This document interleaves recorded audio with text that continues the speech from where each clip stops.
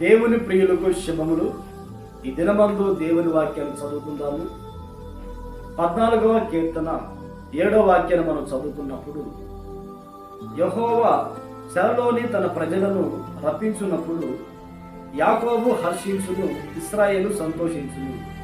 ప్రియ దేవుని బిడ్డలారా, మనం ఆరాధించే దేవుడు ఎవరు అంటే చెరలో ఉన్న ప్రజలను విడిపించువాడు. లోకములో ఎన్నో చెడు అలవాట్లు ఉన్నాయి. అనేక మంది వాటికి బానిసలై అందులోనే పడిపోయి ఉన్నారు. ఎటువంటి చెడు అలవాట్లకు బానిసై ఆ చెరలో నువ్వు కొనసాగుతూ ఉన్నావేమో. నీకు సంబంధించిన రక్త సంబంధికులు ఈ లోక సంబంధమైన చెడు అలవాట్లకు బానిసలై ఆ చెరలో పడి ఉన్నారేమో. నీవు వారి కొరకు ప్రార్థించగలిగితే ఆ చెరలో నుండి విడిపించుటకు యేసుక్రీస్తు సర్వశక్తి గల దేవుడు.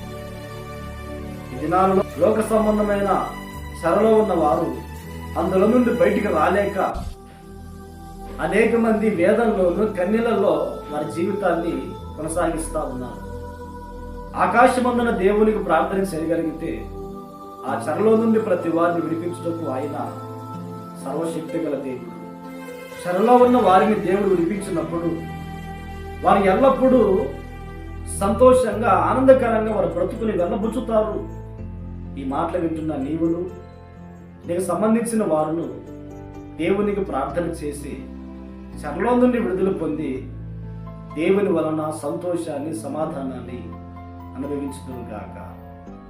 ఆమేన్, ఆమేన్.